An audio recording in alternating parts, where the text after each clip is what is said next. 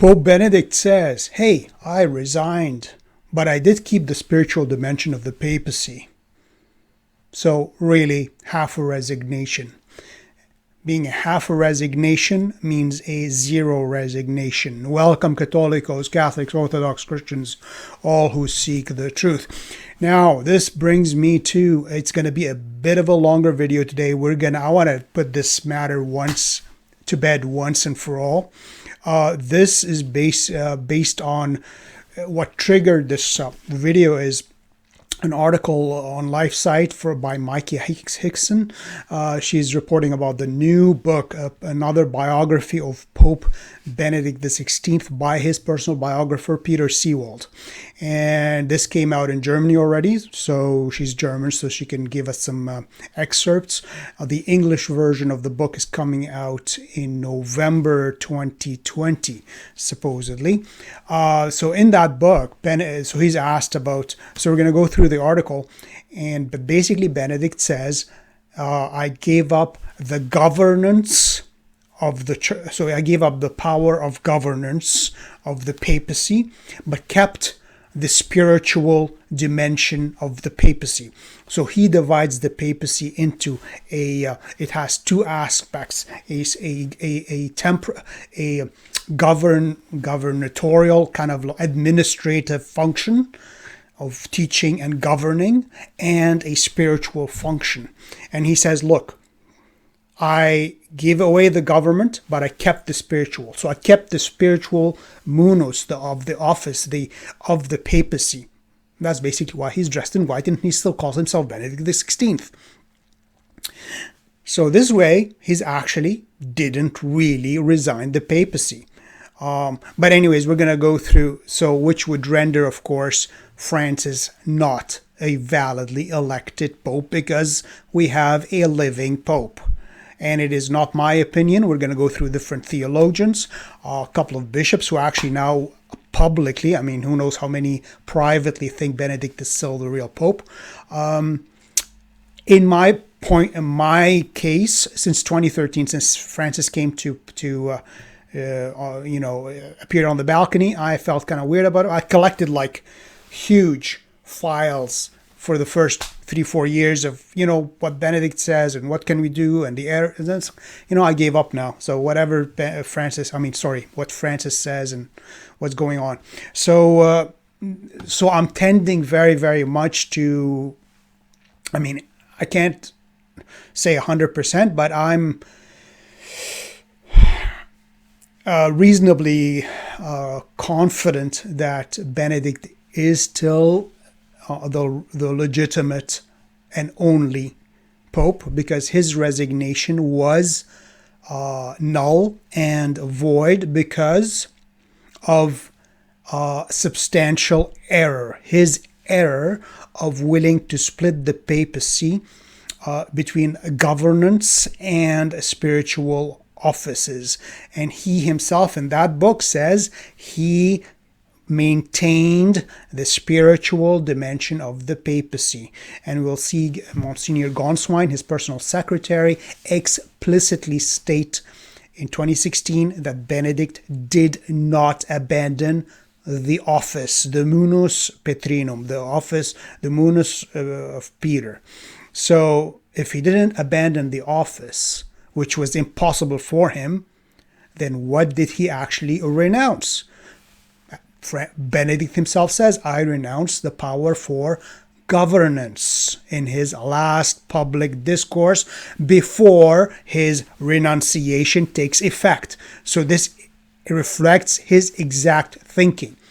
So we're going to go through a lot of stuff, and then we're going to go through Nicola Books, one of the best, a good friend and theologian, a good friend of Benedict XVI. He was in the Congregational Doctrine of the Faith, and you can research him. So let's go quickly through the article, because in it Nicola Books talks, and then we're going to go through a whole whack of things. So if you need to pause the video, stop it, continue watching it later, because I think it'll be pretty informative, and I'll place all the links to all the or pretty much all the articles there, the websites, so you can go over them yourself in more detail if you so wish.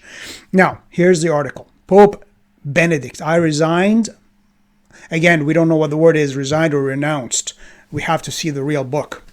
I resigned but kept the spiritual dimension of the papacy. You can't do, that's a half resignation. So it's in a new biography, Pope Benedict speaks about the spiritual dimension of the papacy, which is alone still my mandate. So he did not give that mandate, that of the office of the papacy. So now we have two men dressed in white. And one of these two, there is no retired pope because there is no such thing. It does not exist, as we were going to see. And actually, Gänswein, before we go through it, we're going to get to it.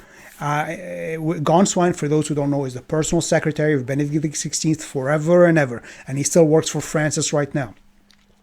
And he specifically says that the renunciation of Benedict XVI was unique in all of the history of the church. It was nothing like the real resignation, the real abdication of Celestine the Fifth, I believe, who became back into a monk. He returned back to his normal name, his real, like if Benedict truly resigned the papacy, not just its administration, he would have become back to Bishop Joseph Ratzinger, not Pope Emeritus Benedict XVI, who still is called Holiness and who still gives his apostolic blessing. All right, so let's go through the article here. So, and that would explain a lot of things happening with Francis because he is not protected by Jesus Christ from, every couple of days saying something stupid or something unCatholic or anti-Catholic sometimes even. So anyways, but again, as I said, don't take my word for it. I don't want to be responsible for anybody's eternal salvation here. So make up your own mind. One thing is for sure, the Catholic Church is the one and only Church of Jesus Christ. He founded it on Peter, and it's going to last till the end of time. So in the Middle Ages, there were 3 claimants to the papacy, 3 popes. 1 was real, 2 were anti-popes. But the church survived that trial as well. So let's go through the article. All right. So this is the new biography. It was released May 4th in German. And there are statements about highlighting his understanding, Benedict's understanding of his renunciation. I don't want to even use the word resignation because he does not actually say it in his declaratio, his declaration of his renunciation, of the administration of the Petrine office. Not of the office, of the administration of the office. All right, let's go here. So he speaks in this book about the spiritual dimension, which is alone still my mandate. So these are the words of Benedict XVI. The spiritual dimension of the papacy, of the munus Petrinum, of the office of Peter. So that spiritual dimension of the office of Peter, of the papacy, is alone still my mandate. So he did not give it up. He did not renounce it, which is part of the papacy. He shows an understanding of his resignation from the papacy, according to which, this is in his book, this is from his personal biographer, and according to which any concrete legal powers and any role of governance. So he gave up any concrete legal powers, so legislative powers, and any role of governance, but at the same time maintained a spiritual mandate. So right there, Benedict tells you, my renunciation is invalid because I did not renounce the papacy. I did not resign the office of Peter. I gave up the power of governance. That's from the new book, 2020. And these are the repeated words of Benedict XVI in his last public audience, 27 February, I think, 2013. he specifically says that he gave away the power for governance. And that his renunciation does not revoke his acceptance of the office of Peter, which he received and was for him in always and forever. And Gänswein says that his Benedict's acceptance of the office, he never abandoned the office because that would be impossible for him to do. So, which means his resignation is null and void. He did not give up the office.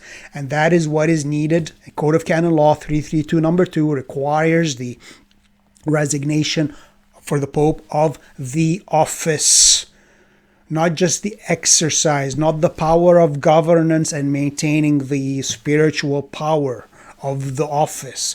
That would go under the substantial error, which is in Canon 188, which we're going to go through, which renders his renunciation in toto, completely invalid by the law, by virtue of the law itself. No declaration is required. All right, so let's continue here. So Benedict right there says, he shows an understanding of his resignation from the papacy according to which he gave up concrete legal powers and any role of governance, but at the same time maintained. That's the key word, a spiritual mandate. And we will actually see his words of resignation. Maybe I'll just do it quickly, and then because we're going to go through it again, let's see Benedict's actual words, because this is, he talks about adequate exercise of the Petrine munus. It's the office, the ministry, not ministry, office. You'll see the Latin next to it. It says munus, but we're going to go through. See, it says here, munus petrinum, the office, the administration of the munus petrinum. So this is the real what is being said here. So listen to what Benedict says. I am well aware. This is his his really intention of renunciation, because he did not renounce the office on 11 February. It says it takes effect on the 28th of February. So at that time, he's still Pope. It's like somebody saying, I think Antonio Socci in his book on Benedict said, well, after the 30th, I will no longer be married to you like a husband and wife. So you're saying a divorce in the future, which will as a certain time. That doesn't work. When you renounce right then and there. But anyways, that's another topic. Get the book. Antonio Socci's is Benedict's still Pope.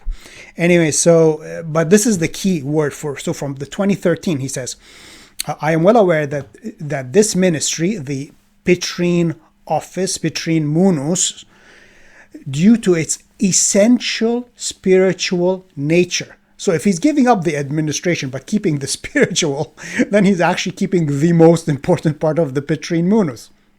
So he says this must be carried out. Not only, so he's now dividing the papacy, not only with words and deeds, that's the governance of the church, but no less with prayer and suffering. And he ends up saying that he will dedicate his life to prayer. So he right there tells you at the last line that he will still serve the church in life dedicated to prayer. He will serve the church. Prayer is not really for the church. But he is dividing the Petrine office between administrative and spiritual. And he says it's the spiritual nature. It's essential. So he's dividing into the two. So now in 2020 is basically, it's the same. Pope Benedict did not change his mind. He's saying the exact same thing still. So anyways, so this is, he says, this is a 1,000-page biography of Benedict. So Peter Sewell tells Benedict that a lot of church historians criticize him for using the term Pope Emeritus, but actually not just historians. It is canonists, bishops, cardinals, So Benedict says, they're just historians. And up to the Second Vatican Council, there were no such thing as emeritus bishops. Again, this is an innovation which needs to be put away. Again, this is Vatican II. The innovations have not stopped. Doing forced resignation of bishops, stopping the age of limit of age. These were introduced by the destroyer of the Roman Rite, Paul VI, in order to basically purge the church of the conservative, aka Catholic bishops, and install more liberal-minded Spirit of Vatican II bishops in their place. And you cannot tell a bishop is the father of the diocese. You can't tell the father, okay, dad, get out of the way. We're going to bring a foster dad instead of you now and have you sit in a retirement home. The bishop is the father, and he's the father till death. So that's another innovation of Vatican II, which needs to be eliminated. Anyways, so Benedict says, I'm applying this Bishop Emeritus to the papacy as well. But again, some theologians told Benedict, if you want to become called Bishop Emeritus, fine, but you can't be Pope Emeritus, because Pope is in office. It is a jurisdictional, juridical office. It is not an ordination. You're a bishop, you're always a bishop. But Benedict refused. He wanted to remain Pope because, as he says, even in his declaratio, his declaration, that this papacy has a spiritual essence, essential essence, and its essence is divided into administrative and spiritual and prayer and suffering and government. So he's giving up the government, but keeping the prayer and suffering. So basically, he did half in a resignation, which would be no resignation. In the Declaratio, he did not say, I renounce the papacy, I renounce the office of Peter, I renounce the chair. He uses the word chair of Peter mainly towards the governance. He never says, I renounce the papacy, not once. And he does not renounce the munus, Petrinum, which is required for renunciation. He renounces only a portion of. He divides the munus, the gift, the office, of Peter into two. So he renounces the governance and keeps the spiritual. So. So again, he's talking about, I don't want to get into, because he's asking about Cardinal Burke and the Dubia and the Amoris Laetitia, and Benedict says, look, this would lead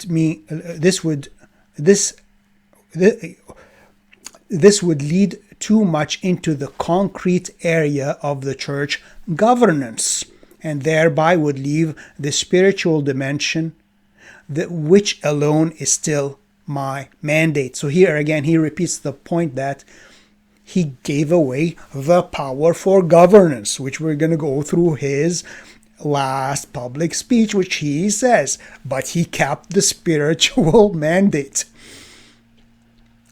which renders his whole renunciation invalid. Renunciation from the papacy, invalid, because he never actually renounced the papacy. He's still called Pope. He renounced the power for governance. He renounced the administration of the Petrine office, but not the office. And actually some theologians, and even of the Apostolic Signatura, which is the office, current one appointed by Francis, says you can't divide the two. You can't divide the office and its administration. You can't divide for the munus and the ministerium. And that Benedict attempted to do that, and that's exactly what he wanted to do, and that is a a substantial error. It's not a little error, it's a substantial error in his declaratio, which renders his whole declaratio, his whole renunciation, invalid by the law itself, as we shall see. So anyways, and he talks, Benedict makes the comparison with the change of generations, where the father of a family gives up his legal status while maintaining his human, spiritual importance, which remains until death. That is to say the functional aspect of fatherhood can change, not his ontological part. But the papacy is not an ontological thing. It is not an eighth sacrament. It is just an office. There are no eight sacraments. So he is not ontologically a pope. He is not ontologically the successor of Peter. That is the office. A bishop is ontologically a bishop because he is always a bishop. So even if by the innovations after Vatican II, a bishop is forced to not continue guiding his people, his parishioners, his flock, because of the diktat of Paul VI, then he remains a bishop, but his functions have been removed. So he's ontologically still a bishop, but a pope is not ontologically a pope. So Benedict's reasoning is flawed. It is wrong. And furthermore, if you look at the Code of Canon Law regarding the resignation of bishops, no bishop is forced to resign. The code itself says the bishops are invited to submit their resignation. Well, a bishop can legally say, I don't want to submit my resignation. And that's what a good bishop should do. Said, sorry, I know it says I'm invited to. It's an invitation. It's not a command. So I'm going to reject your I'm going to RSVP you and say, sorry, I'm rejecting your invitation to resign. So here's Monsignor Nicola Bux, who, as I said, worked for Benedict. Again, here's maybe a little. So he's a former collaborator with Benedict XVI at the Consultors to the Congregation for the Doctrine of the Faith, and he is now still a consultor to the Congregation for the Causes of Saints. So here's what Nicola Bux says, and I have a couple of videos with Nicola Bux talking. You can watch them too. Anyways, so here's what Nicola Bux's answer to Benedict XVI. In my opinion, one of the most problematic aspects would be the idea, implicit in Pope Ratzinger's Act, it's not implicit, actually quite explicit, that the papacy is not a single and indivisible office, munus, but on the contrary, a divisible office that can be unpacked in the sense that the Pope may choose to give up some functions and keeping himself others, which would not then be passed to his successor. A clearly erroneous idea. So, and that's basically what Benedict says. I'm going to keep the spiritual part. I'm going to give out the government part. The comparison of the papal office with the episcopal office, here's Nicola Bux's response, and we will see other canonists will have a very similar response. So the comparison of the papal office with the episcopal office in what regards the abdication of the papal office is not correct. The episcopal office is conferred by the episcopal ordination or consecration, imprinting an indelible character on the soul of the bishop. Thus, while he may be relieved of a particular pastoral responsibility, he remains always a bishop. The papal office, the munus petrinum, is conferred by the acceptance of the election to the See of Peter. That is by an act of the will of the person elected, accepting the call to be the vicar of Christ on earth. From the moment of the person is elected, person elected consents, he has the full jurisdiction of the Roman pontiff. Let's see here.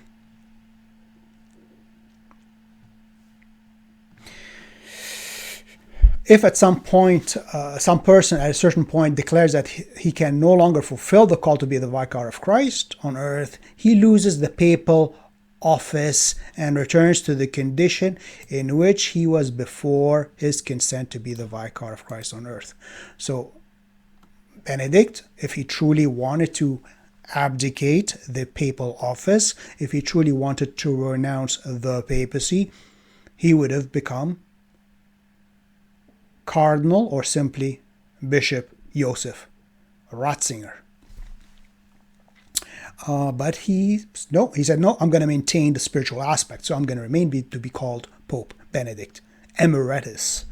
So he said, the the main principle, he says, Nicola Book says, the papacy is not conferred by sacramental grace. It does not imprint an indelible character on the soul. But that's what Benedict saw. A father is always a father. It's ontologically a father, but you're not an ontologically a pope. That's the thing. This is not an eighth sacrament. To the one who consents to be pope and perseveres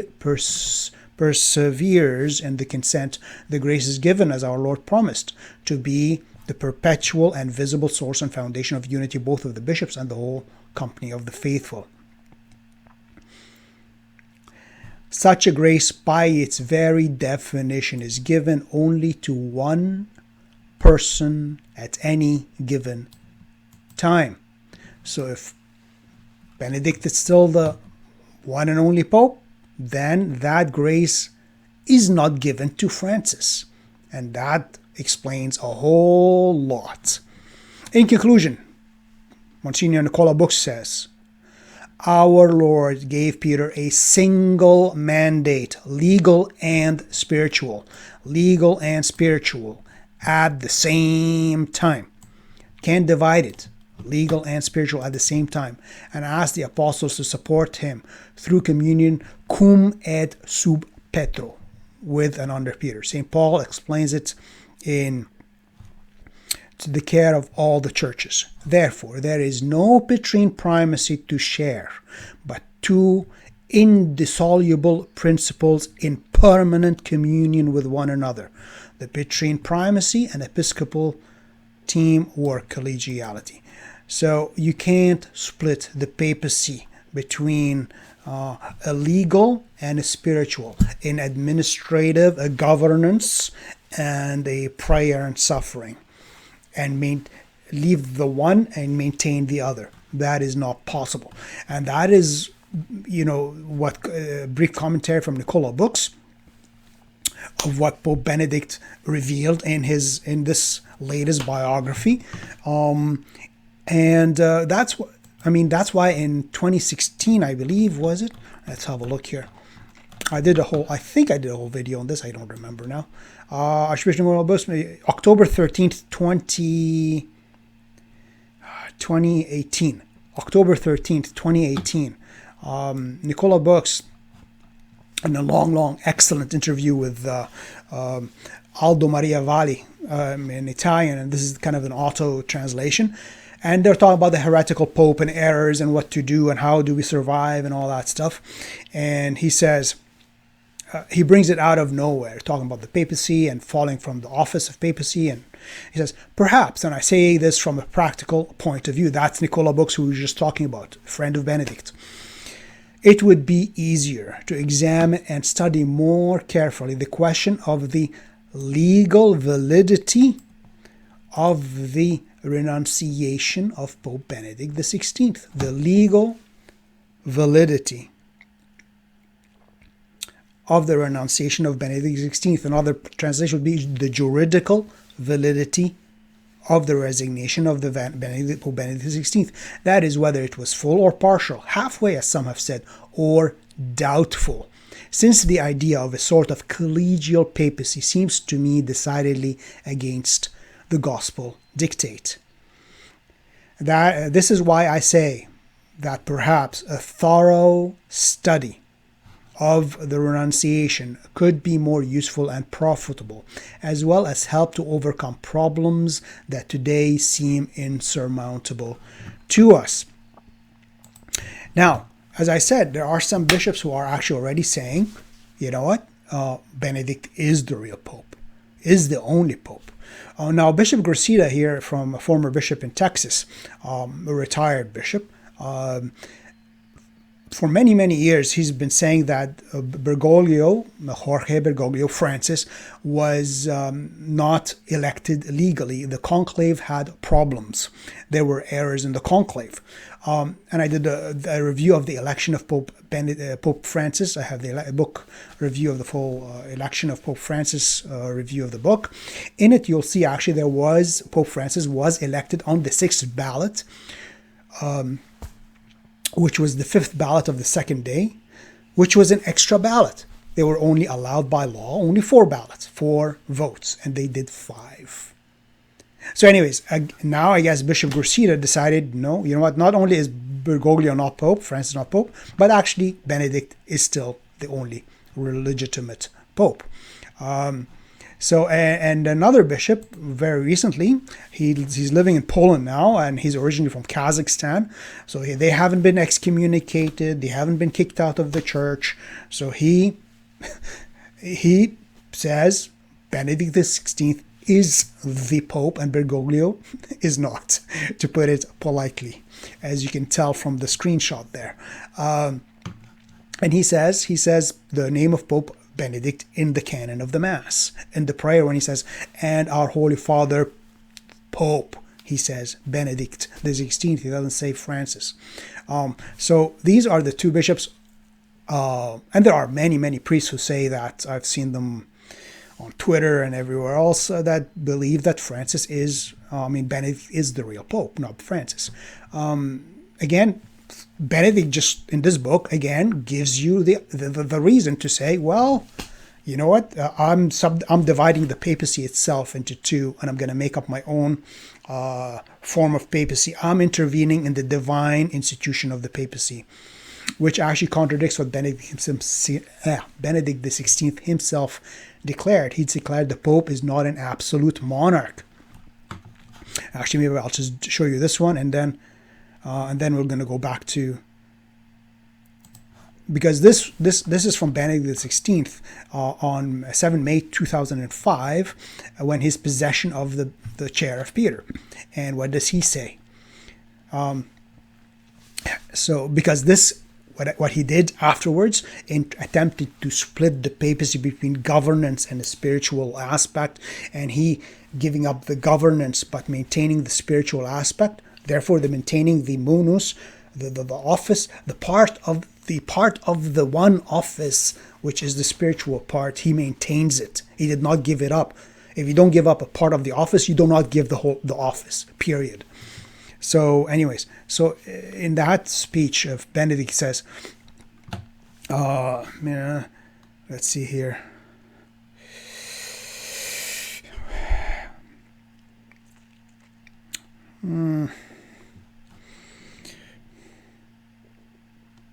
Okay. So the Bishop of Rome sits on the chair of Peter. Okay.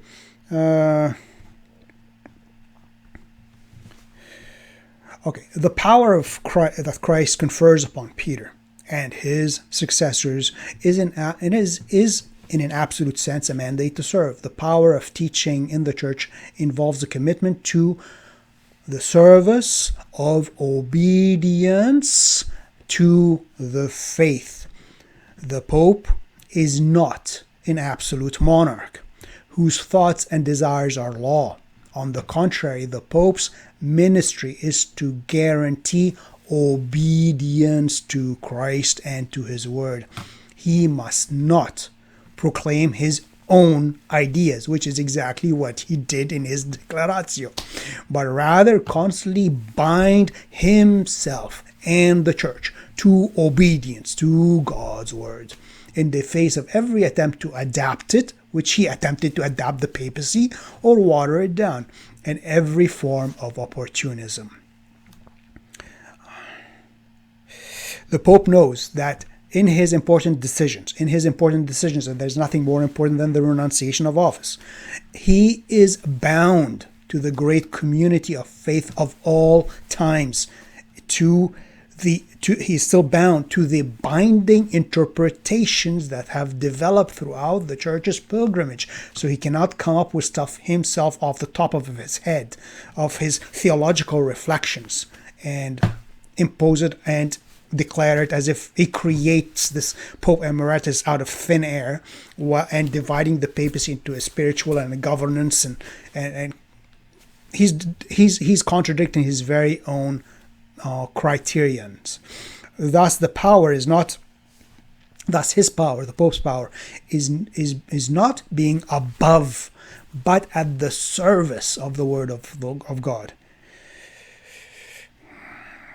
It is incumbent upon him to ensure that the word continues to be present in its greatness and to resound in its purity, so that it is not torn to pieces by continuous changes and usage. The chair is, let us say it again, a symbol of the power of teaching, which is a power of obedience and service, so that the word of God, the truth, may shine out among us and show us the way of life. All right, so this is the key. Benedict himself tells you the Pope is not an absolute monarch. He is bound to the truth. He is bound to the teaching of the Church. He is bound to the binding interpretations of the millennia, of the 2,000-year teaching of the Church. He is bound to them. He cannot make up his own ideas and impose them on the Church. He is bound. He is not free. That's why when we get into one of the last, this theologian, canon law professor, Stefano Violi, and he analyzes the Declaratio, the Declaration of Benedict XVI, and in it after he goes through the whole thing, he says, well, Benedict didn't really resign according to the law of resigning the munus petrinum according to Canon 332 number 2, or none of that. No, he resigned because he renounced only the power of governance. He deprived himself of the power to govern, but maintained the spiritual power. So actually his interpretation is 100% correct, because Benedict himself says that even now, 2020. And he says, because of the plenitude of power of the Roman pontiff, because the Roman pontiff has plenitude of power, then he could do that. Benedict says, no. Yes, there is the difference between plenitude of power and absolute power and arbitrary power. There is a complete difference between the two. So Benedict says, no, Stefano Violi, you're correct in everything. I guess Benedict thinks he has this power to do that, but even though he contradicts himself here. So anyways, so let's go back to, we said Bishop Brusida, Bishop Lenga. I believe Benedict is the Pope. Now, in 2016, there's Andrea Tornielli, an Italian Vaticanista. Here you go, Andrea Tornielli. This is an automatic translation, so I'm going to show you a couple of different. So there, this, I don't know how he pronounced his name, Siaka. Anyways, Giuseppe. He's been appointed by Pope Francis as the head of the Supreme Apostolic Signatura, which is the Vatican Court, the Apostolic Signatura, the Supreme Tribunal of the Apostolic Signatura, the highest juridical authority in the Catholic Church. So he is the current head of that office, and Giuseppe. So, and they asked him about this shared papacy, and that came why? Because Gänswein, the personal secretary of Benedict XVI, talked about the expanded Petrine ministry, the expanded Petrine office, the expanded papacy. And he says, basically, that's not possible. Can't expand the papacy here.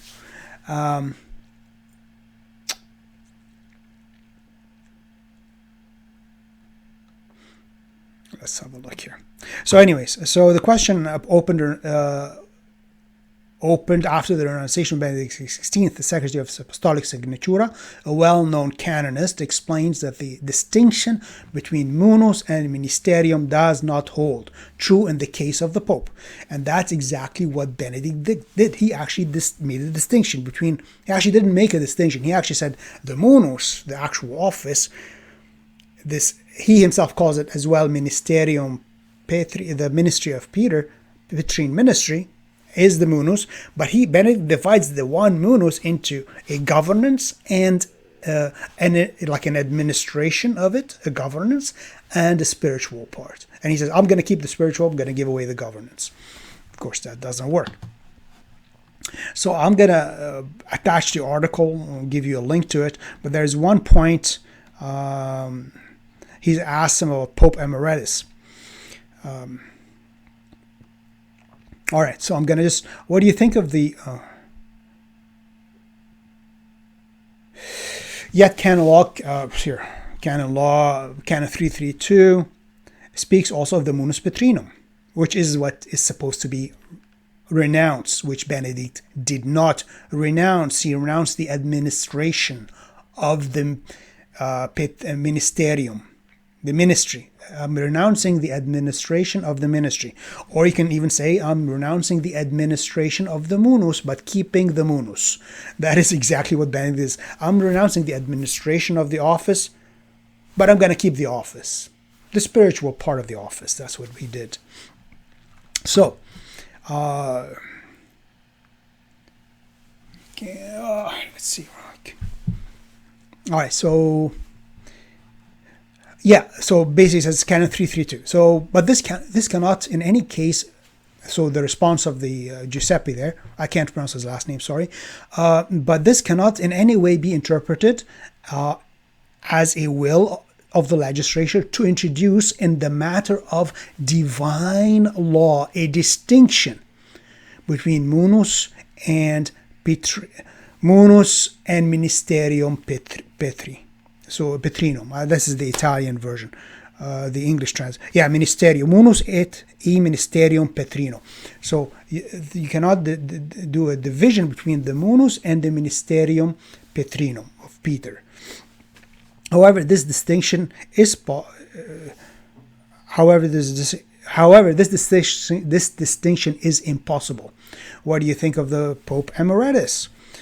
The expression Pope Emeritus or Pope Emeritus would seem to configure a sort of pontifical power distinct. So Pope Emeritus would be another pontifical power distinct from its further type of exercise, an unidentified exercise never defined in any doctrinal document and impossible to understand. Basically, what would have been renounced?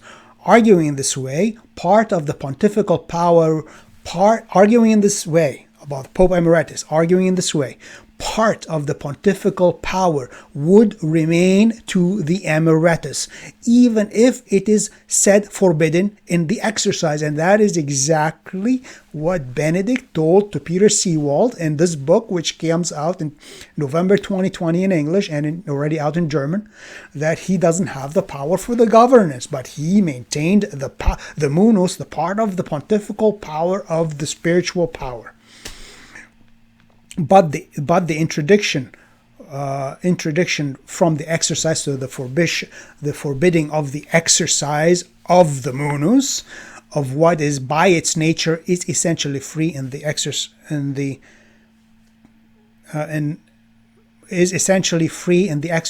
potestas power, is nonsense. So what Benedict is saying is nonsense. So his resignation is nonsense because it is based on substantial error, which renders it null and void by the law itself. The irrationality of this thesis and the possible interpretive errors that derive from it is therefore evident. And I did a quickie translation from Bing there for the same thing, basically. An exercise not identified. This is this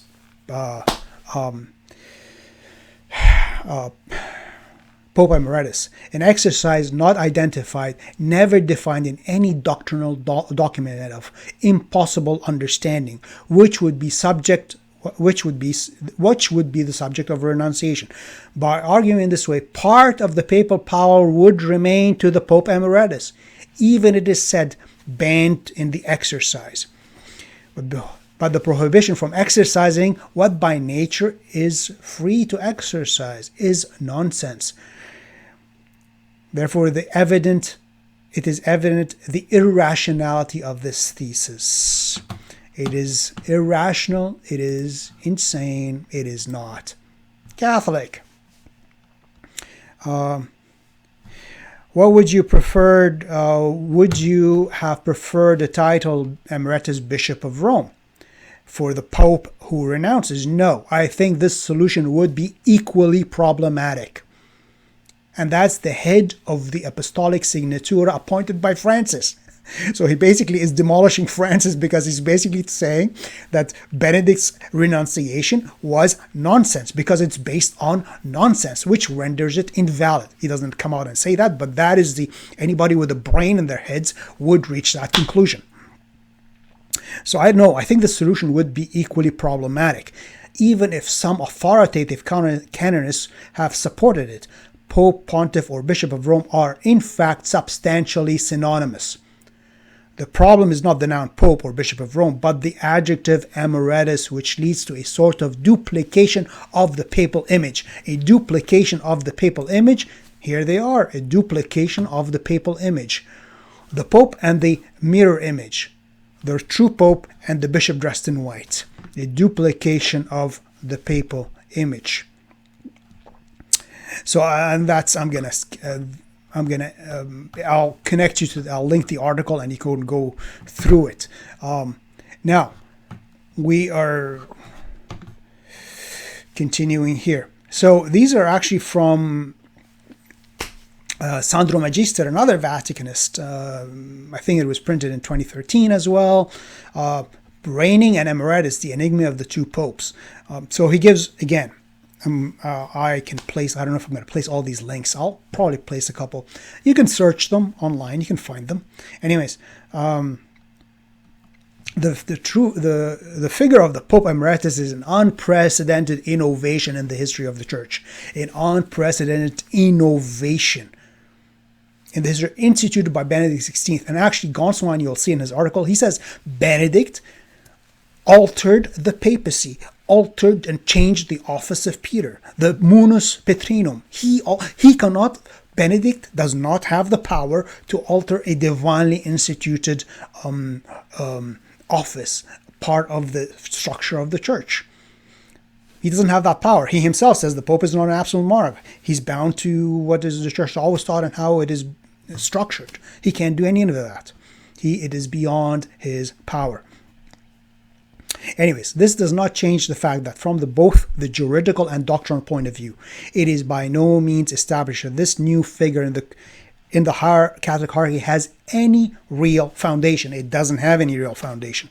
So he right away, even that's actually 2 days after the renunciation, according to the Jewish canonists, just 2 days after the announcement of the abdication. It wasn't abdication at all. He just renounced the administration of the Petrine office. That's all he did. Manuel Jesus Arroba, a professor of canon law at the Pontifical Lateran University in Rome, warned against the use of the title Pope Emeritus. Juridically, and what does this professor of canon law at the Pontifical University say? Juridically, there is only one Pope. A Pope Emeritus cannot exist. Cannot exist. But it is above all a leading light in canon law and former rector, so head of the Pontifical Gregorian University, another pontifical university, the Jesuit Gianfranco Ghirlanda, who refuted the legitimacy of the figure of Pope Emeritus in a long and thoroughly substantiated article published March 2nd, 2013 in La Civiltà Cattolica. And we're going to go through a bit. Actually, I have this. That's the article he's talking about here, which I'm going to go very quickly, not the whole thing, just very slightly. Anyways, so this is a summary of what Father Ghirlanda had to say. What is his conclusion? What is the conclusion he drew? The one who ceases from the pontifical ministry, not because of death, so other than death, basically a resigning, although evidently remaining a bishop, so he renounces the office, he remains a bishop, is Pope no longer. In that case, he loses all the authority of the primacy. Because this did not come from him to him from episcopal consecration. So it's not an ontological function like Benedict XVI. The father is always a father. He is ontologically the father because he has physically children. But a pope is an office. A bishop is a father because of consecration.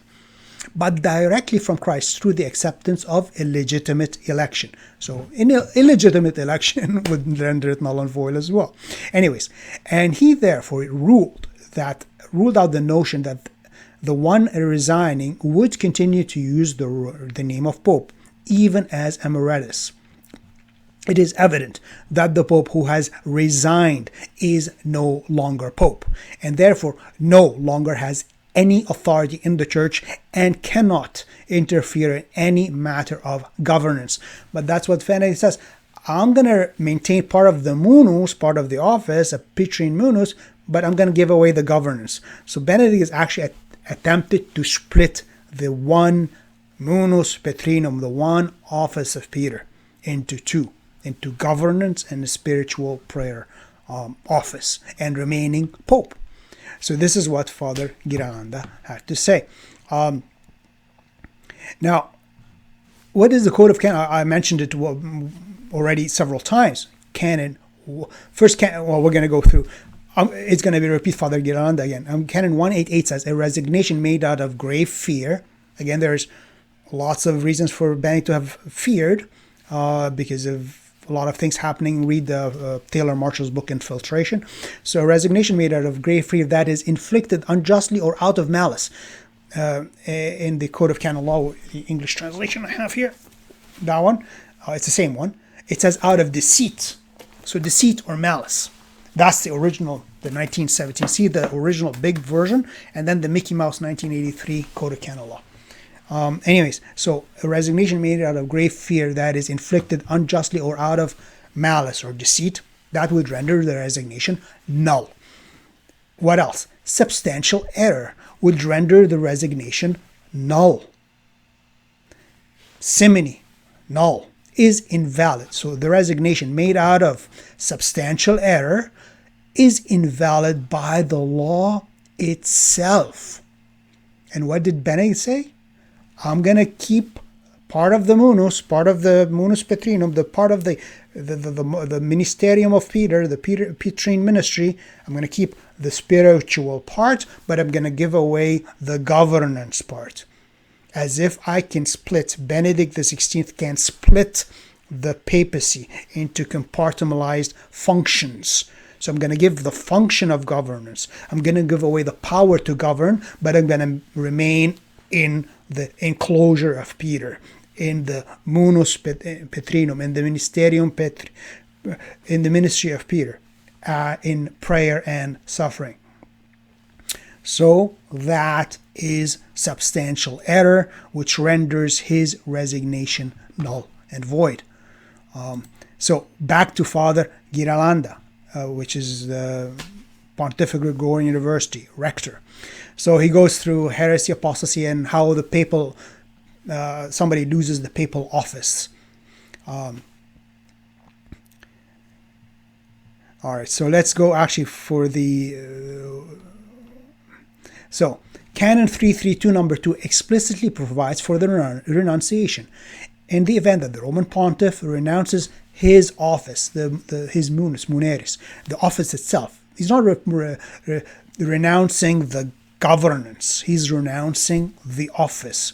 It is required for validity that the renunciation is made freely and that it is duly manifested. Instead, it is not required for someone to accept it. And then he quotes Canon 188, which we went through. If it is out of grave fear, substantial error, simony, it is ipso jure is invalid. By the law itself, it's invalid. It is evident that the Pope who has resigned is no longer Pope, therefore he has no longer any power in the Church and cannot meddle in any government affairs. So this is what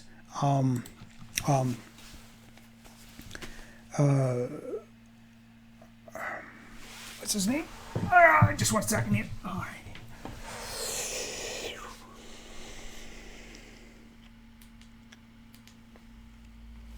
All right. So this is Father Giralanda from the Pontifical Gregorian University. Now, I have no idea how long it's been already, but anyways. So now we're going to go through the speech of Gänswein, the personal secretary. Oh, come on, go away. There we go. the personal secretary of Pope Benedict XVI, in his speech about the expanded Petrine office. And he did that speech introducing a book. I'm talking about a book by Rigoli, I believe. And in that speech, he talks about Benedict expanding the Petrine office itself. And so nobody will say, well, you guys misunderstood Gänswein.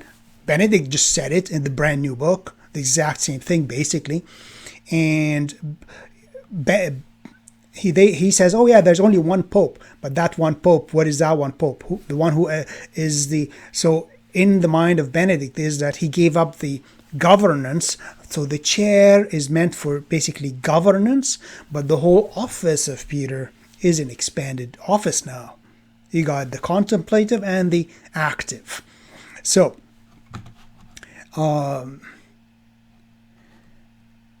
should I go through the declaration of... No, we'll do that kind of in combination, the declaration of Benedict himself, and then his actual speech, his last public audience, where he talks about the always and forever, that he can never give up the Petrine office. And this is I found actually online on Google Books the brand new, because this has actually been reprinted. This article has been reprinted just now, 2020, in a brand new book, How the Catholic Church Can Restore Our Culture, and Archbishop Gänswein. And in that brand new, published by EWTN. So here, not too long, 131 pages by EWTN, April 15th, 2020. Brand new book. So I'm going to kind of shrink my screen. Oh, I hope I didn't. Where is my other thing here? All right, so I'm going to shrink this here for a second. I hope I didn't disappear off the screen. Oh, here we go. This is, actually, let me go full screen. So this is the actual, see, the expanded papacy. This is what's written in the new books. So the so now we can't say, well, that's 2016 and you misinterpreted. Brand new revision of the book. The expanded papacy.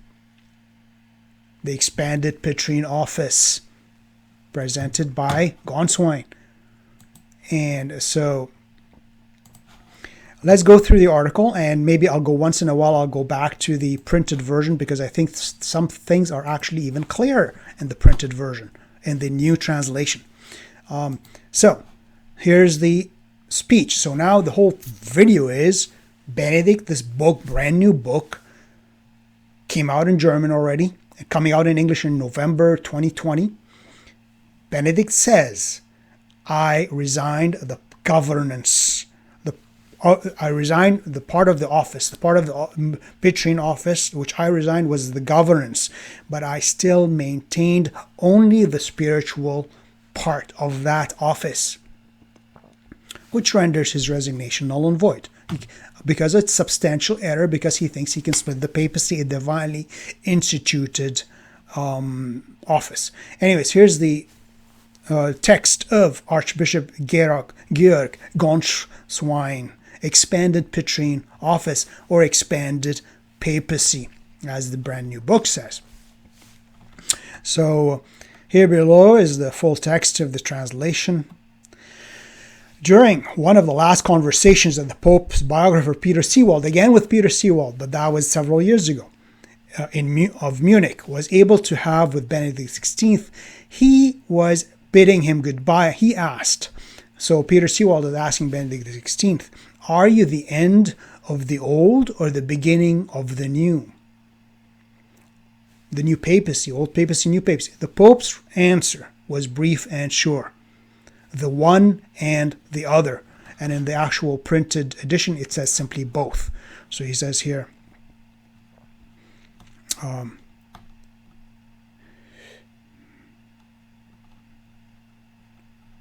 doesn't matter. But anyways, in the actual print, it says, yeah, I'm both.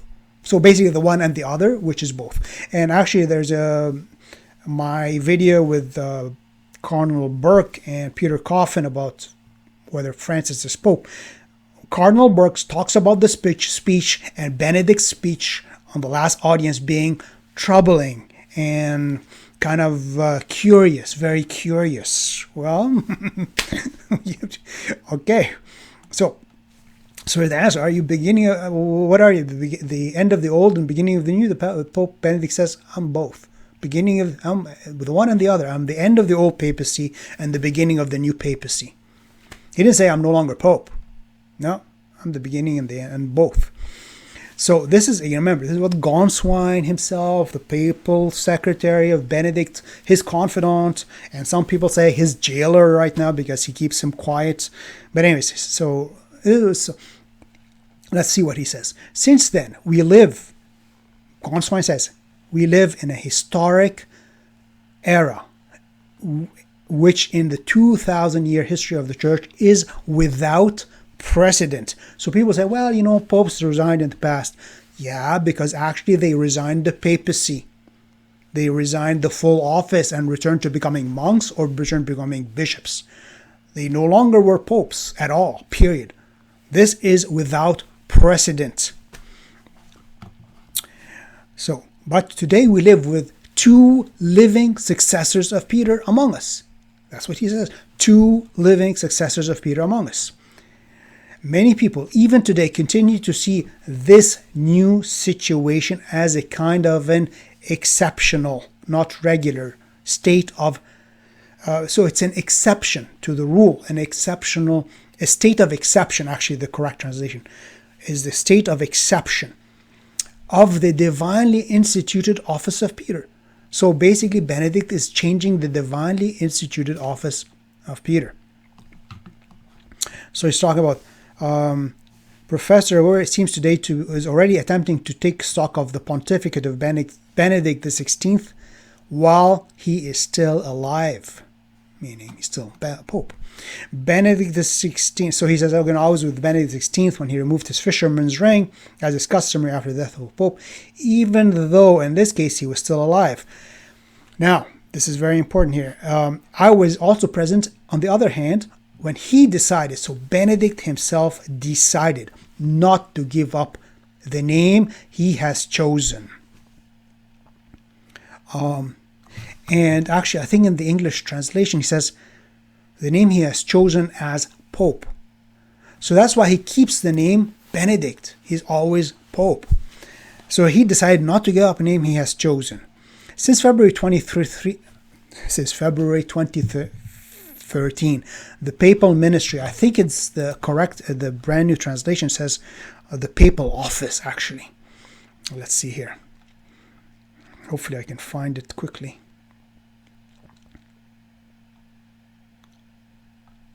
Let's see if I can go full screen with this. It doesn't matter. Let's see. I'll place the link for the printed. Since March, Francis.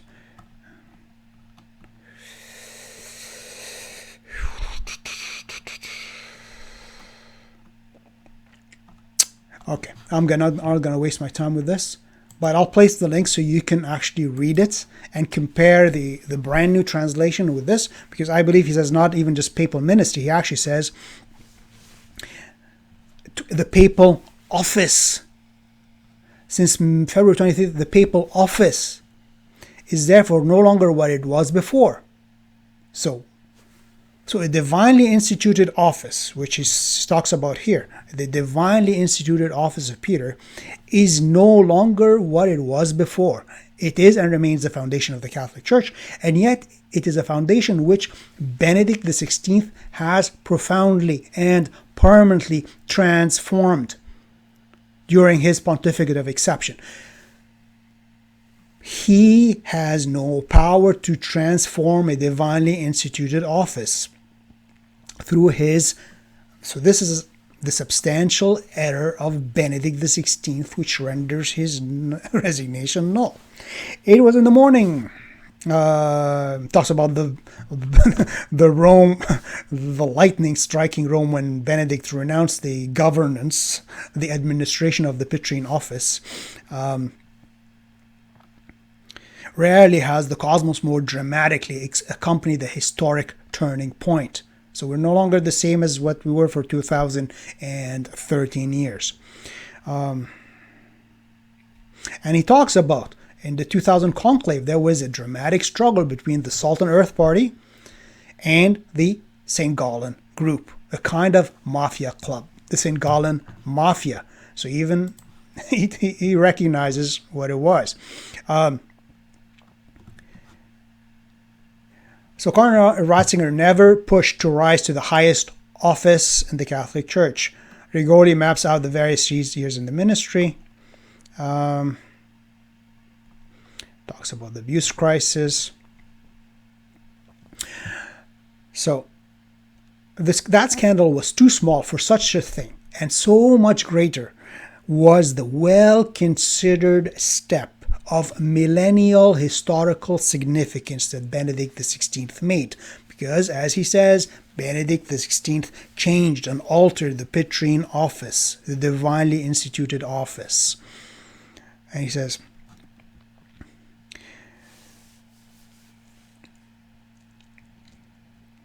so I'll place the link. It was fitting because Benedict XVI was aware that he would lack the necessary strength for the extremely onerous office. He could do it because he had already thoroughly thought through, from a theological point of view, the possibility of Pope's emeritus for the future. So Benedict is instituting his own theological musings, his innovations, if he can alter the papacy.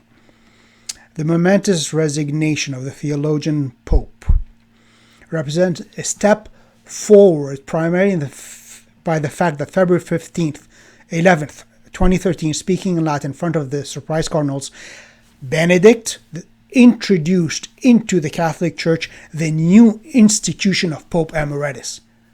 He's altering the papacy. He has no power, stating that his strength was no longer sufficient to properly administer the Petrine ministry. The key word in the statement is munus Petrinum. Actually, it's a ministerium, but actually, it's, you'll see the articles. Ministerium and munus are almost synonymous as the head of the apostolic signature. You cannot split the two, but Benedict attempted to split the two. The administration of the munus, he no longer did the administration. Before and listen to this, before and after his renunciation, Benedict understood and understand his tasks as participation in the Petrine ministry, and that might actually say Petrine office in the new translation, I'm not sure. He has left the papal throne. That's why Benedict says, well, pick somebody else to sit on the papal throne. And yet, with that step made on February 11, 2013, he has not at all abandoned this ministry.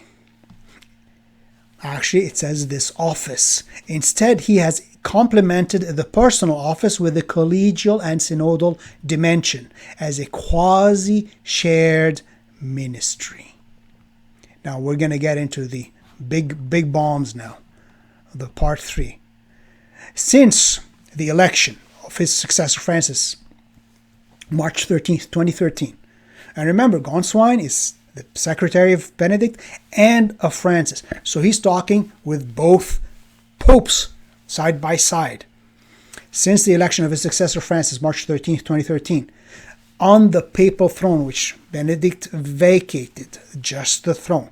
I don't know if I did it here. Oh, here we go.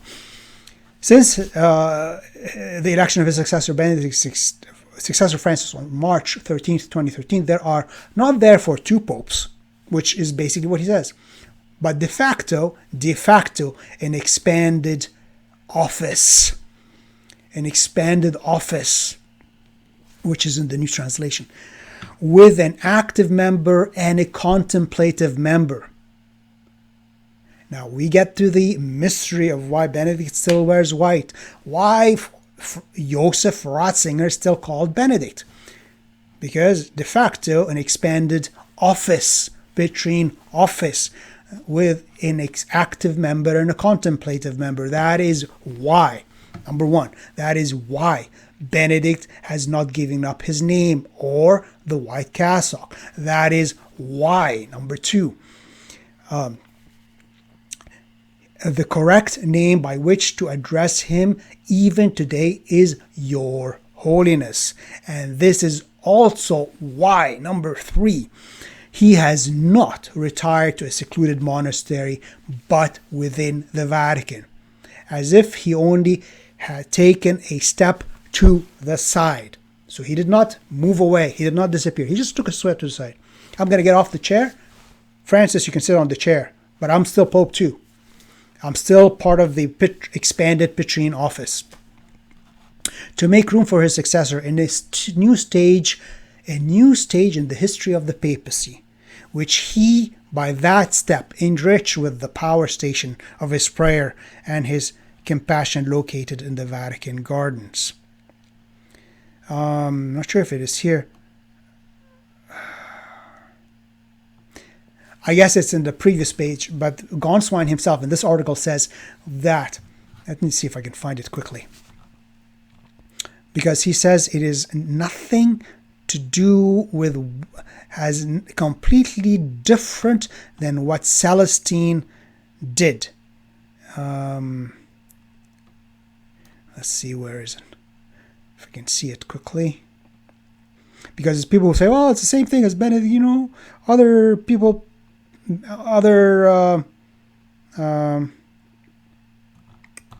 popes resigned in the past. Gänswein himself, he says, it has nothing to do with that. It is not even on the same radar. It's completely different. I'll let you look for it. It is in there. Gänswein says the renunciation of Benedict is completely and utterly different and nothing like that of Celestino or any other pope in 2,000 years, because he expanded the Petrine office, expanded Petrine ministry.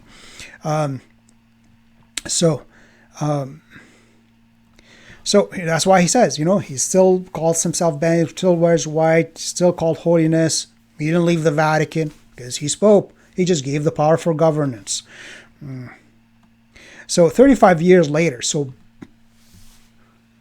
this is the key one. Again, this is the key one. 35 years later, he, Benedict XVI, has not abandoned the office of Peter, which is the whole point of the resignation of the office of Peter in Canon 332, number 2. So if you don't abandon the office, you are still the Pope. 35 years later, he has not abandoned the office of Peter, something which would have been entirely impossible for him after his irrevocable acceptance of the office.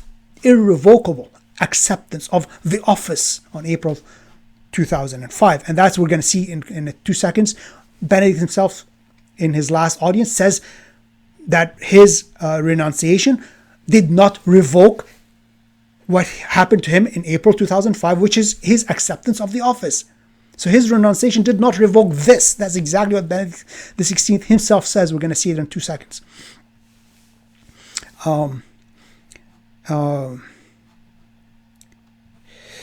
Into an act by extraordinary courage, he has instead renewed this office. But in the history of the Church, it shall remain true that in the year 2013, the famous theologian on the chair of Peter became history's first Pope Emeritus. Since then, his role, allow me to repeat it again. Oh, here it is. Since then, his role, allow me to repeat it again. For all of you who say, Benedict just resigned like every other Pope in the history of the Church. Let me repeat it again, Gänswein tells you people. It is entirely different from that, for example, of the Holy Pope Celestine V. Completely different.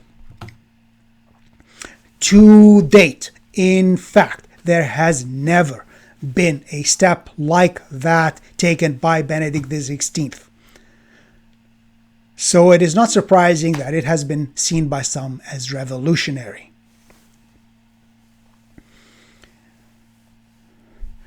And actually, he says, in this interview of the Pontificate, Violi clearly lays this out as never before. Perhaps the most moving part of the reading for me was the place where, in a long quote, he recalls the last general audience of Pope Benedict XVI on February 27th, the day before his renunciation of the power for governance of the Petrine Munus of 2008. So this is, we have here now an enlarged Petrine office around the successors of the Apostle Peter. This is what Gänswein says. Now, let's go before the declaration, because here's the last audience we're talking about, which he tags always and forever, and this does not revoke what he did. Which again, let's read the renunciation one more time. And his not renunciation, his declaration, simple declaration. Okay, so here it is. So he says, look, I don't have the adequate, I'm no longer suited for the adequate exercise of the Petrine ministry. It's actually the adequate administration of the Petrine office. I no longer apt for equitably administering the Petrine office, and you can see it in Latin as well here, the munus Petrinum eque administrandum,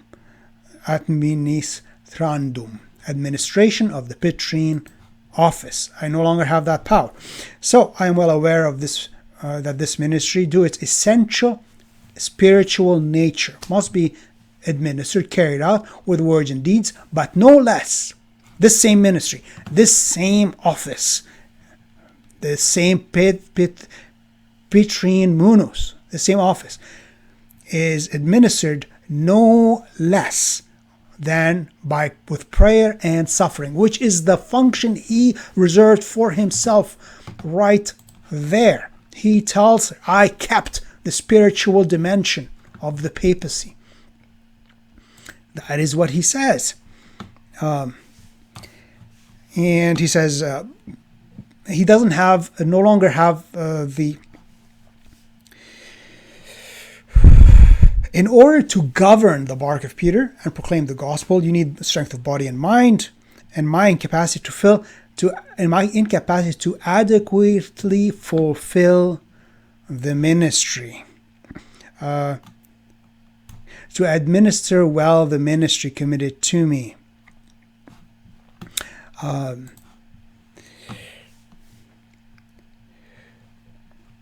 So here it is. With full freedom, I renounce the ministry of the Bishop of Rome, entrusted to me on April 9th of February. So basically, he's renouncing the ministry, not the office, not the munus, just the exercise part, the power, the governance, which he talked about, to govern the bark of Peter, which he doesn't have the power to do anymore. And he will dedicate himself to prayer, which is the spiritual part of the renunciation. Renunciare. And governing. So he doesn't no longer have the power to accurately administer the Petrine office. This office, munus, according to this spiritual essence, ought to be exercised not only, so this office, the munus, acting and speaking, so this is the governing part, but also no less than by suffering and by prayer. So I don't have the capacity to administer the ministerium committed to me, to administer. This is the key. I declare the full liberty, I renounce the ministry of the Bishop of Rome. I don't renounce the office of the Bishop of Rome. I don't renounce the Petrine office. I don't renounce the munus Petrinum. I do not renounce I just renounce the ministry, the active part of the Bishop of Rome. And we saw it. I mean, right now, he says it. Gänswein said it. Other theologians said it. And Benedict himself, the 16th, said it. Here is his last audience. So the day before his renunciation takes effect. February 27, 2013.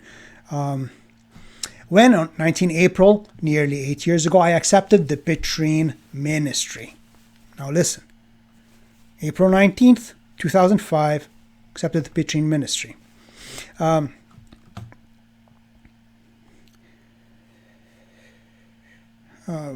Let's see here.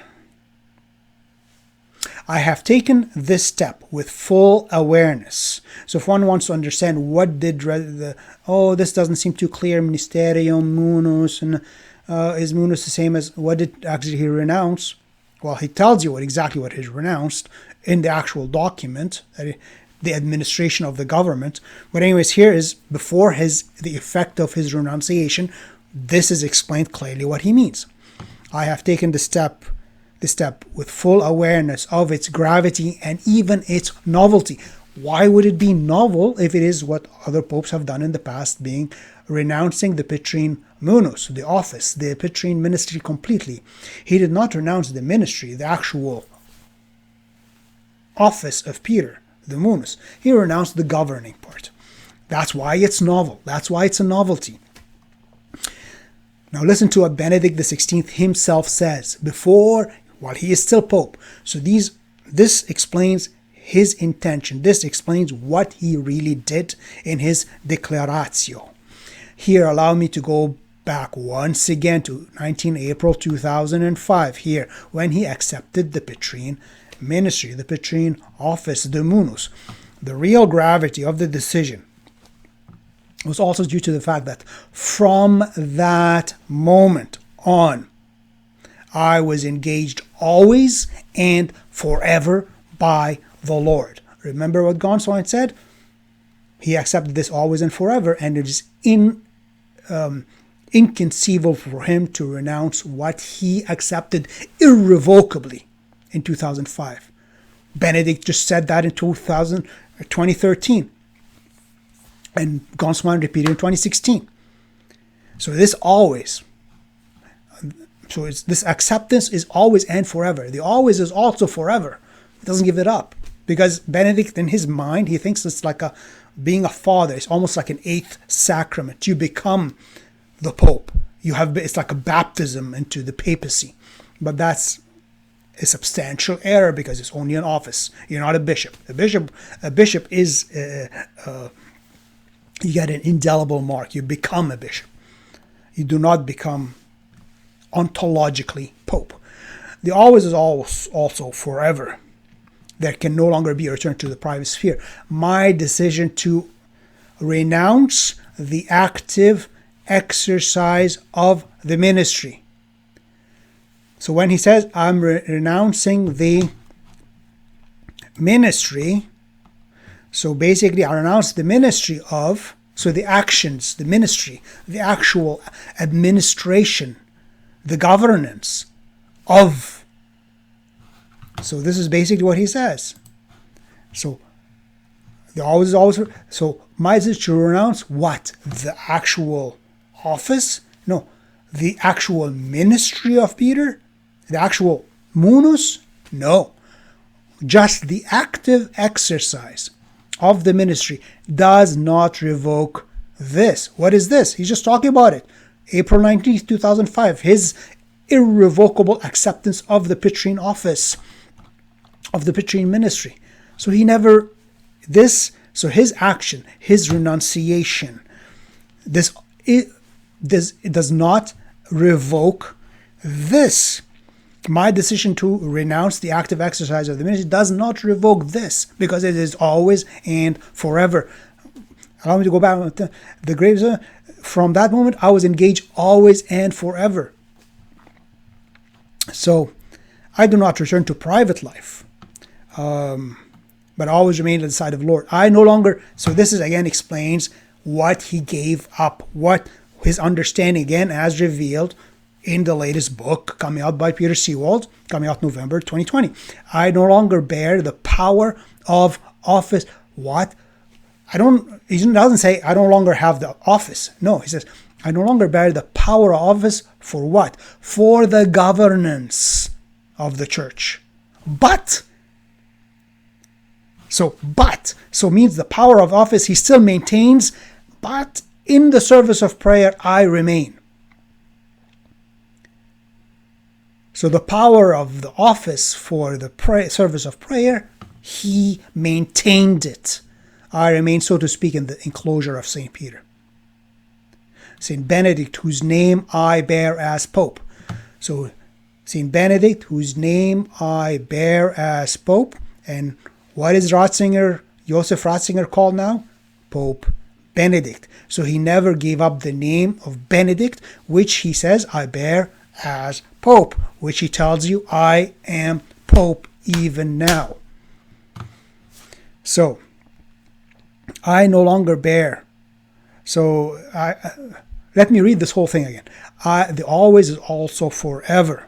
I no longer return to the private sphere. My decision to resign the active exercise of the munus does not revoke this, which is his irrevocable acceptance of the office in 2005. I do not return to the private life.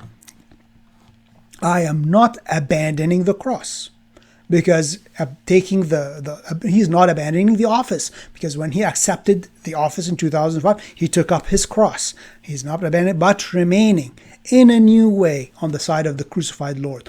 I no longer bear the power of office for the governance of the church, but I still bear the power of office for the service of prayer. I remain, so to speak, in the enclosure of St. Peter. St. Benedict, whose name I bear as Pope, which he still bears as Pope, will be a great example for me in this. He showed us the way for life, which is whether active or passive, is completely given over to the work of God. And he talks about the new successor of Peter because he gave the power for governance. So somebody else has to govern, because he says, I gave away the power of office for the governance of the church, not the office itself. I never gave up the office, which is basically what Gänswein said.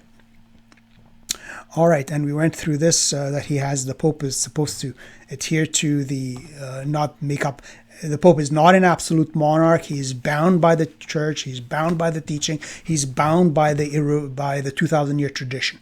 Now, we're almost done here. Now, this is Father Stefano Violi. And he has, in 2000, I think before Francis got elected, he did first of all, let's go through his here. Don Stefano Violi graduated in law from the University of Modena in 1995 with a score of 110 out of 110 with honors. At the Faculty of Theology in Lugano, he obtained a doctorate in theology in 2004 with the mention summa cum laude.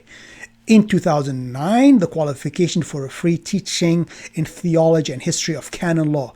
Since 2005, professor at the Faculty of Theology of Lugano, of history of institutions of canon law, theology of canon law, the Roman law at the Re Institute. In 2006, permanent professor at the Contardo Ferrini Higher Institute of Religious Sciences in Modena. On 8 September 2009, he was appointed annual charge professor of canon law at the Theological Faculty of Emilia-Romagna. So this is Don Stefano Violi, and this is actually the downloadable full English translation of his analyzing the renunciation, the so-called resignation of Benedict XVI. He goes through the history of all the popes, and the popes no bishop would resign unless for heresy, or basically being deposed for heresy. That's the only reason a pope would be resigning. Otherwise, he would never be resigned or expelled. Anyways, it's 10 pages, I believe. Let's have a look here just for your own info. 10 pages. 10 pages long. Let me close this. I don't know where that came from. So in section 3.2, he starts talking about, so it's almost the 8th page, the innovative formula of the resignation of Benedict XVI. But I found the Italian version here, which does an automatic translation. So I'm going to go through this because I could highlight a few things. The downloadable, the PDF version, I can't highlight on my computer, so I'm going to use that one. So And we're just going to go he goes through all the history, and he analyzes the words and when the popes are allowed to be resigned and all that. So it's really, I'll place a link for it.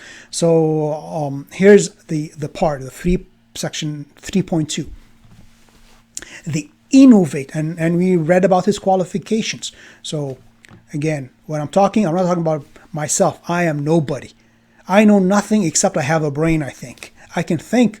I think I can think. All right, anyways, the innovative renunciation formula introduced by Benedict XVI. Now, so two are the data emerged from the Declaratio, which is the declaration of Benedict. Firstly, the failure to refer to Canon 332, number 2, which is the whole canon for the resignation of office of the papacy.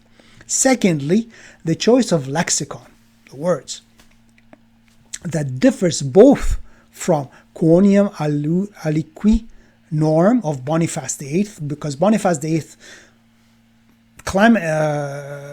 Celestine resigned, and Boniface VIII was his successor. So there was a dispute. Can a pope even resign? But anyways, Boniface says, and so there is a certain, you go through the whole document, but so Boniface, which speaks of the renunciation of the papacy. Benedict never renounced the papacy. He didn't have to say, I resigned the office of Bishop of Rome. All he had to say was renounce the papacy. That's it. You're no longer pope, period. So he didn't do what Canon 332 requires, which is the renunciation of the munus petrinum, the office, the munus of Peter, because he retained the spiritual part of the munus and wanted to give away the governance part of the munus. Secondly, he did not resign from the papacy, as Boniface VIII explains. And from the diction that governs the Renunciatio Muneri, the Declaratio in fact states,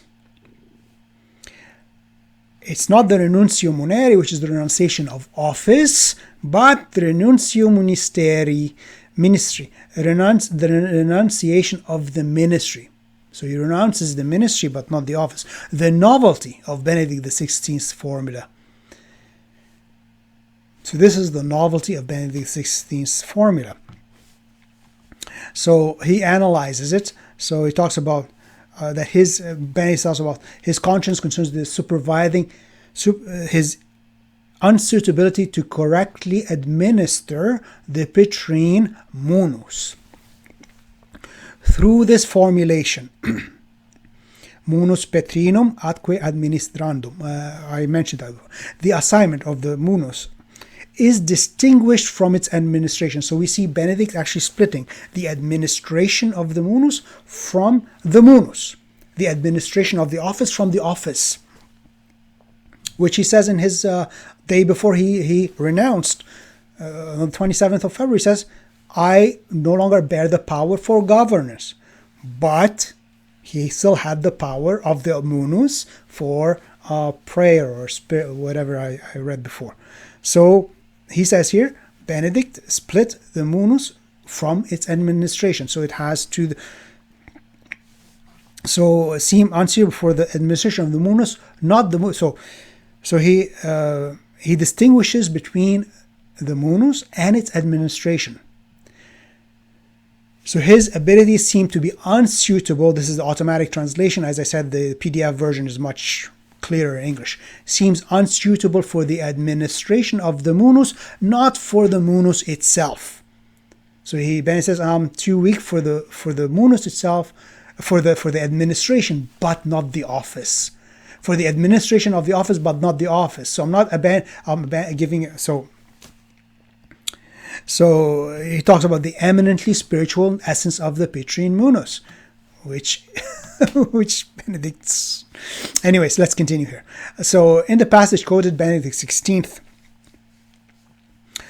professes two functional distinctions regarding the munus petrinum, the office of munus of Peter. Firstly, he distinguishes between the munus and its executio muneris, so between the office and the execution or the administration of the office.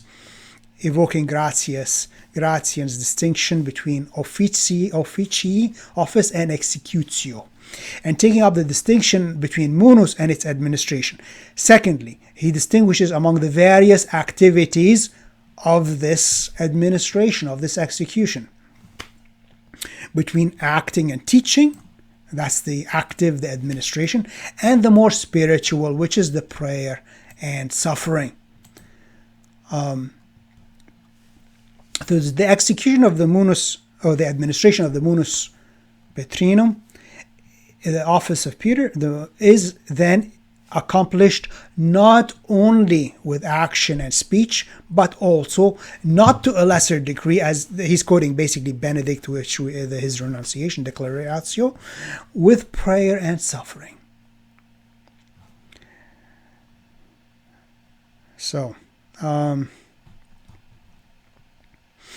finding his inability to administer the ministry entrusted to him, so administer the munus entrusted to him, Benedict declares to renounce the ministerium, so the administration, not the papacy, according to the dictates of norms of Boniface VIII, not the munus according to the dictate of Canon 332 number 2, but the active exercise of the ministry. So the object of the irrevocable renunciation is in fact the executio muneris, so the administration of the office through action and speech, not the munus entrusted to him once and forever. Conclusion. The declaration. Declared that it was not. Benedict declared that he was not giving up the office. Even Gänswein said the same thing, but its administration, which he just said, even Benedict said, 16, I'm giving away the power of the office for the governance only.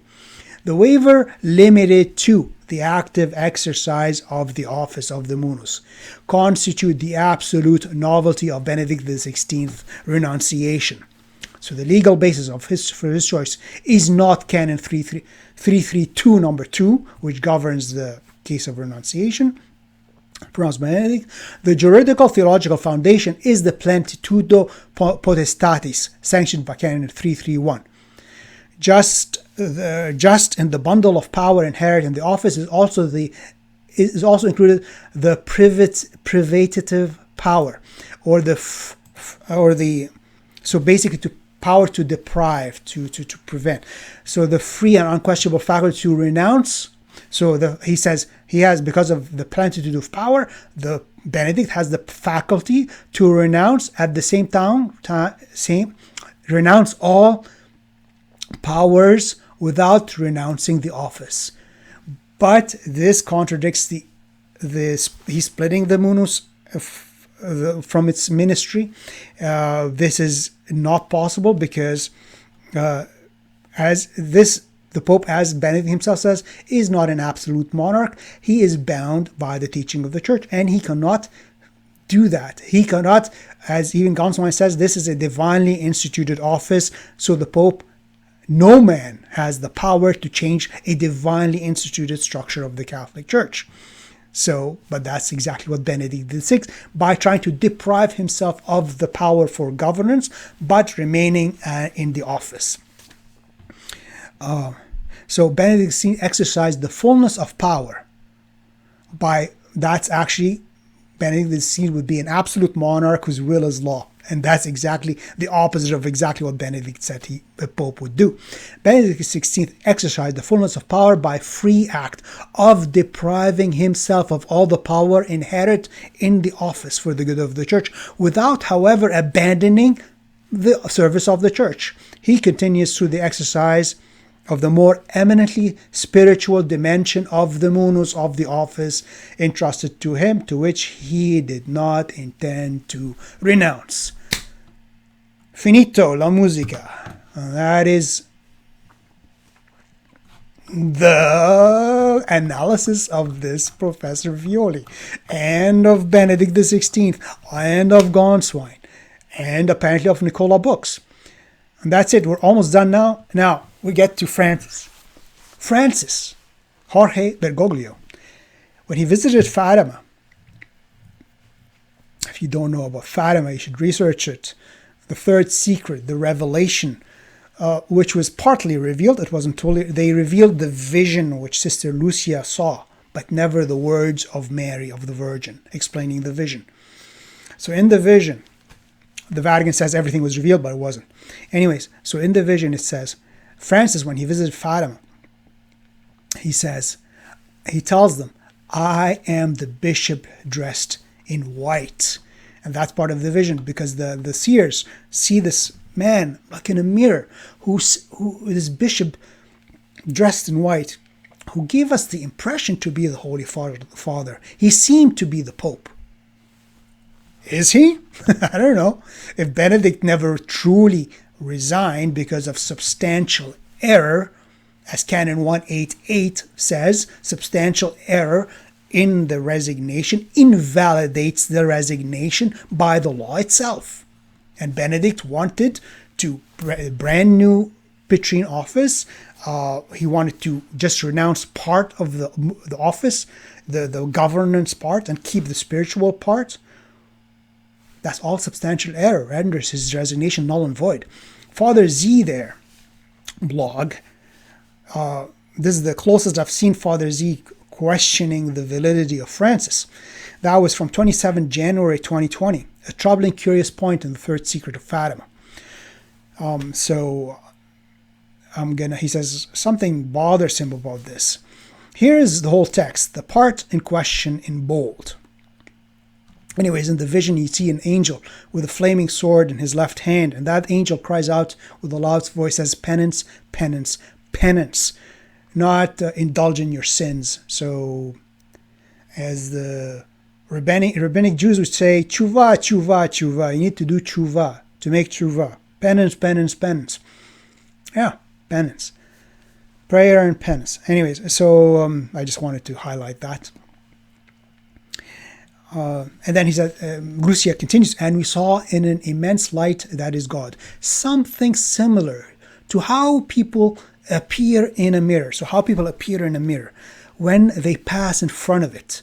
A bishop dressed in white.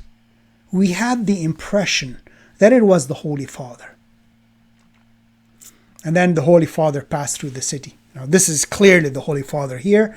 Here we have this bishop dressed in white who gave us the impression it's the Holy Father.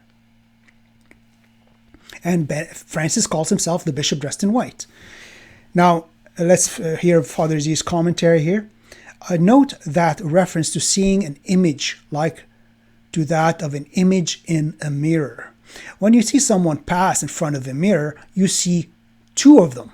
The real, one, and the image, two.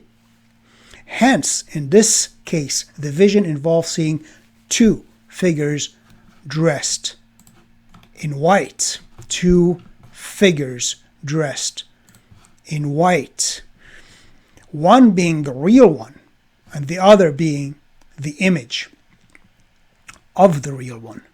And according to the description, Lucia says she saw whom she took to be the Pope, and a figure that was not the Pope, but an image like the Pope.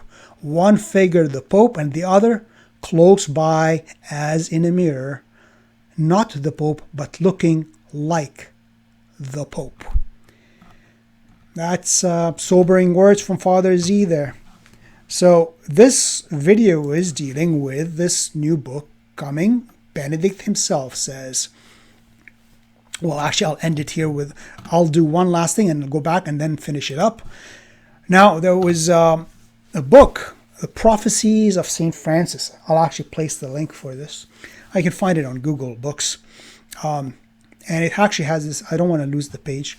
This is page 269 up here. So, but actually it is, let's see if I can get to the top.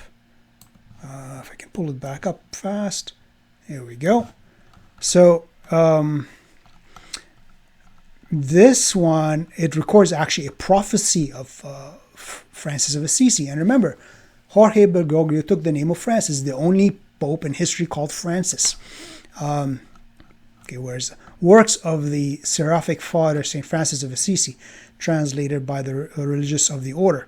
And it is printed in 1882. And it actually has the imprimatur, so it doesn't contain doctrinal error of the Bishop of Birmingham.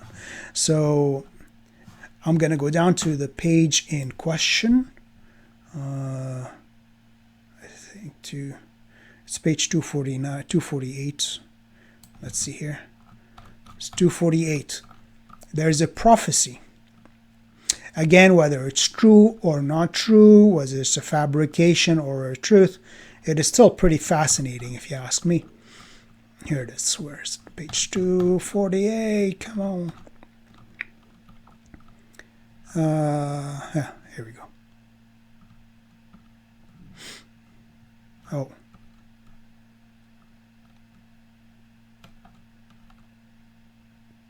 Okay, the saints, here it is. The saints' prophecies, great schisms and tribulations in the church.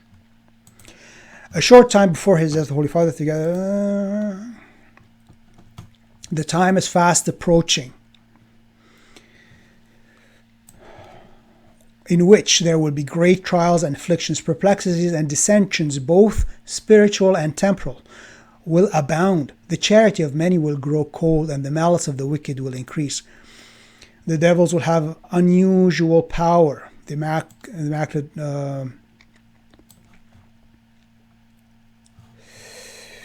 Very few Christians will obey the true sovereign pontiff and the Roman Church with loyal hearts and perfect charity. So the true Roman pontiff means there's a false Roman pontiff. At the time of this tribulation, a man not canonically elected will be raised to the pontificate. Not canonically elected will be raised to the pontificate, who by his cunning will endeavor to draw many into error and death. The scandals will be multiplied. There will be such diversity of opinion and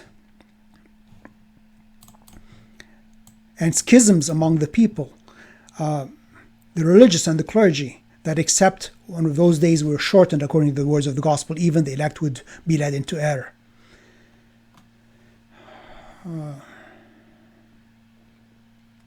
So anyways, I'm not going to go through the rest of it, but basically, he says, St. Francis says, very few Christians will follow the true Roman pontiff, the true sovereign pontiff, and that there will be a man not canonically elected to the pontificate, who will be, actually at the end of it, he says, in those days, our Lord Jesus Christ will not give them a pastor, but a destroyer.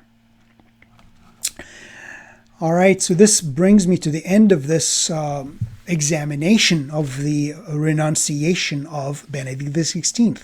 Was it even valid? Benedict says that he resigned, but the spiritual dimension, which alone is still my mandate.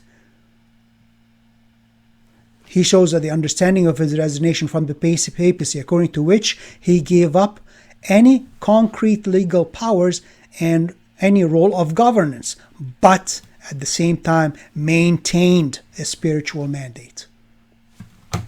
Does this mean his whole, and Gänswein says Benedict never abandoned the office, which was impossible for him. Benedict himself says his renunciation does not revoke his irrevocable acceptance of the office in 2005, which was always and forever. How doesn't it not revoke it if he truly resigned the papacy? But he resigned the power for governance and maintained the spiritual power. He attempted to split the papacies into different functions. He attempted to expand the papal office, which is all invalid, and it is substantial error, which would then render his so-called renunciation of null and void. But again, he never renounced the papacy, but just the administration of the munus. So, who knows who's the true Pope? Who knows? I don't want to say anything concrete, but from this video you can tell my trajectory, my sympathies, and I think logically it seems, I don't want to say 100%, let's say 85%, that Benedict is the true Pope because he never truly resigned the papacy. That's it. That's all. Hope you liked this video. Please share. Please like. Please subscribe. Give me your thoughts in the comments, questions, whatever. Let me know. All right. Hope you enjoyed this video. See you next time. Bye-bye.